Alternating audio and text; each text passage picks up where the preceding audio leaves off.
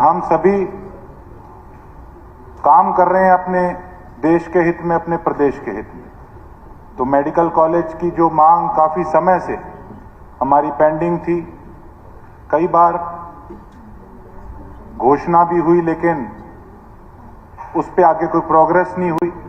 लेकिन अब कुछ दिन पहले माननीय मुख्यमंत्री जी ने जो घोषणा की कि तकरीबन 800 करोड़ के करीब जो राशि देके और 2 साल के अंदर उसको कंप्लीट करने की जो बात कही है, उसके लिए मैं माननीय मुख्यमंत्री जी का भी तहे दिल से धन्यवाद करता हूं, इनका आभार व्यक्त करता हूं।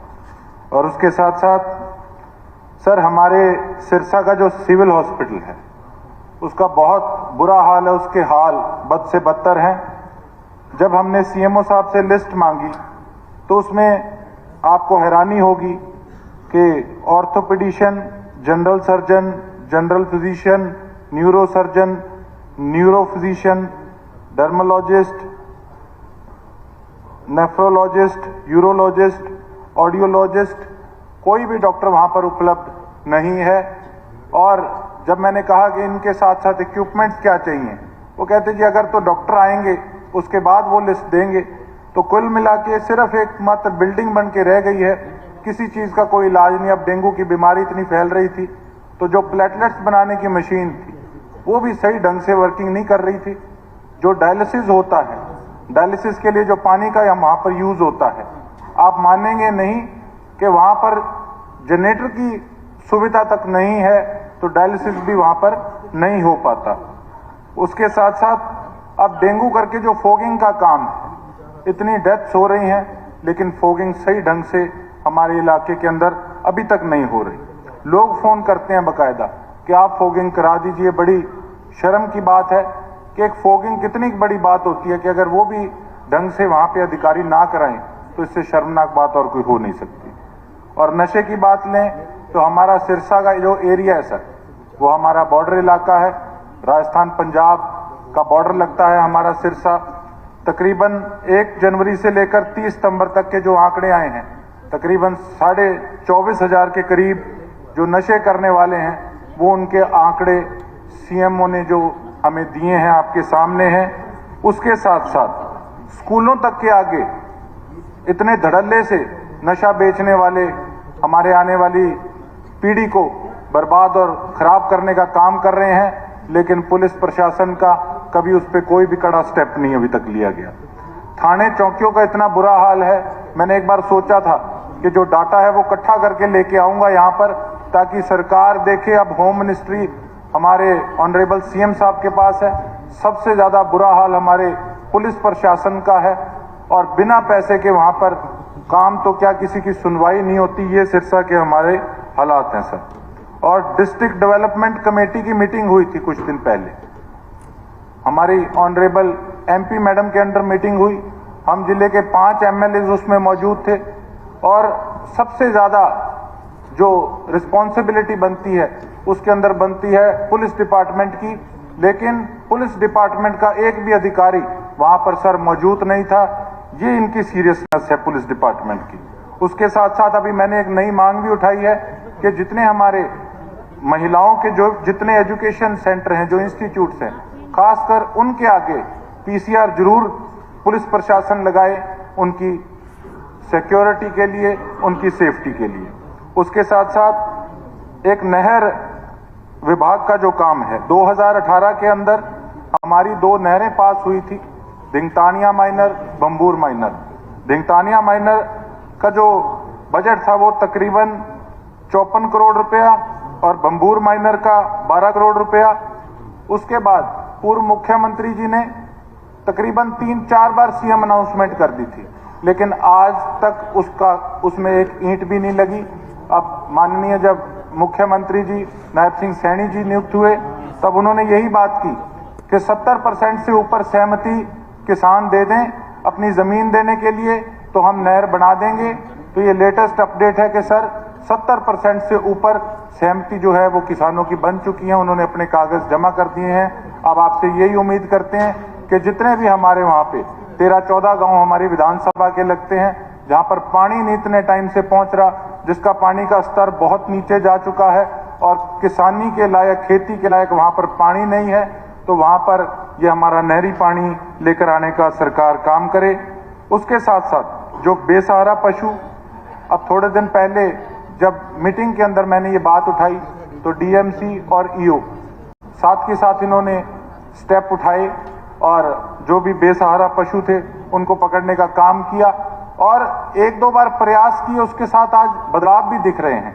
तो मैं यही उम्मीद करता हूं कि हमारे लोकल बॉडीज के मिनिस्टर साहब से कि वो भी हमारे वहाँ के कमेटी के जितने भी अधिकारी हैं उनको इस चीज़ पे ज़रूर कहेंगे कि जल्द से जल्द जितने बेसहारा पशु हैं उनको गौशाला तक पहुँचाया जाए और बाकायदा गौशाला के अंदर रजिस्टर के अंदर एंट्री हो, क्योंकि नहीं तो वो वहाँ से उनको छोड़ देते हैं पशुओं को और फिर बात वहीं की वहीं आ जाती है।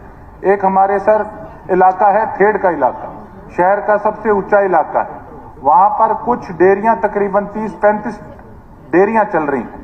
वो जितने भी हमारे बेसहारा पशु हैं उनको छोड़ देते हैं और शाम को फिर से दूध निकाल कर फिर वापस उनको छोड़ने का काम करते हैं। और जो उस करके जो वहाँ पर जो गोबर वहाँ के जो सीवरेज सिस्टम के अंदर सारा जमा हो रहा है, उस करके सारे हमारे शहर की जो सीवरेज व्यवस्था है वो बिल्कुल फेल हो चुकी है और कई जगह पे बल्कि वो गैस करके एक दो जगह सीवरेज लाइन के अंदर ब्लास्ट भी हुए हैं। सारी सड़क बहुत बुरे तरीके से बैठ गई। तो उन डेयरियों को भी कम से कम वहाँ से बंद कराने का काम करें ताकि सीवरेज सिस्टम जो है वो दुरुस्त हो सके। और उसके साथ साथ पब्लिक हेल्थ के अंदर सर हमारे सब डिवीजन 1 और 2 में एक एक्सीएन नहीं है, उसके साथ डिवीजन 2 में एक एसडीओ, 2 जेई नहीं है, सब डिवीजन 2 के अंदर 2 जेई नहीं है। जब पब्लिक हेल्थ के अंदर पिछले 3 साल से ये कर्मचारी नहीं है तो काम किस प्रकार से होगा सर। तो ये मैं पब्लिक हेल्थ मिनिस्टर से रिक्वेस्ट करूंगा कि इनकी जल्द से जल्द नियुक्तियां की जाएं।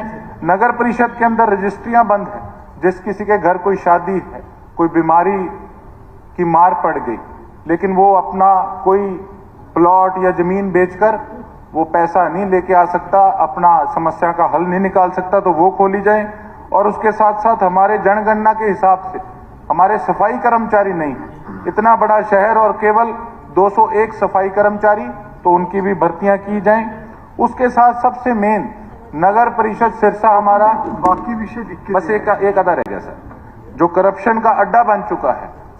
2-3 साल पहले की बात है, एक मैंने खुद एक लाइव होकर एक कर्मचारी पकड़ा पैसे लेता, लेकिन सरकार उल्टा मेरे पे पर्चा डालने का काम किया गया और जाति सूचक पर्चा, गलत पर्चा डालने का काम किया। मुझे रिलीफ मिला माननीय हाईकोर्ट जाकर, लेकिन आज तक उस भ्रष्ट कर्मचारी पे किसी प्रकार की कोई कार्रवाई नहीं हुई। तो मैं यही रिक्वेस्ट करूंगा कि इस प्रकार के भ्रष्ट जो कर्मचारी वो थे उनको दंड दिया जाए सरकार की तरफ से, ताकि आने वाले समय के अंदर ये सबक बन सके और इस प्रकार के ऑफिसर्स पे। और एक लास्ट चीज, कपूर सिंह जी सर, लास्ट चीज, हमारे घग्गर का पोल्यूटेड वाटर है, उसमें कैंसर बड़ा फैल रहा है, वहां पे पोल्यूशन बोर्ड कुछ वाटर ट्रीटमेंट प्लांट लगाए। बहुत बहुत धन्यवाद आपका।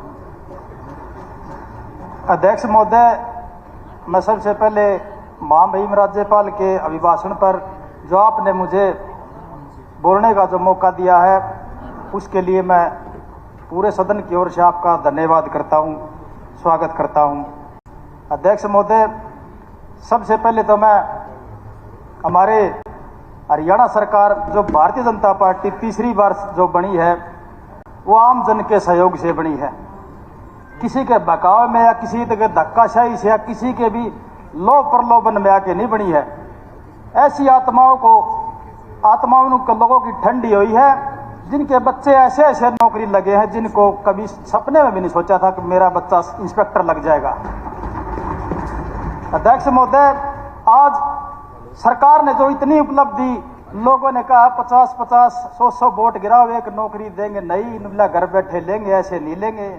ये सिर्फ भारतीय जनता पार्टी की देन है, आदरणीय मुख्यमंत्री की सोच की देन है। सम्मानित मंच, मैं सदन के सभी साथियों को कहना चाहूंगा कि जो बच्चा लगा, जो 25,000 युवाओं को मुख्यमंत्री ने पहली कलम से शपथ लेते ही स्टेज से नीचे भी नहीं उतरे थे, तब 25,000 युवाओं को रोजगार दिया है। क्या आप 90 विधानसभा के मुखिया बैठे हो, एक भी हल्का सा बता दे जिसमें नौकरी नहीं लगाओ किसी भी विरोधी पार्टी का, किसी पार्टी का? क्या पार्टी देखी थी भारतीय जनता पार्टी ने? नहीं देखी। सबका साथ सबका विकास, ये सोच सिर्फ और सिर्फ भारतीय जनता पार्टी की सोच है, आदरणीय मुखिया की सोच है। मैं आदरणीय मुख्यमंत्री जी को, नायब सैनी जी को बधाई देना चाहूंगा, भगवान तुल्य मानना चाहूंगा। पहली बार बना हूं मैं।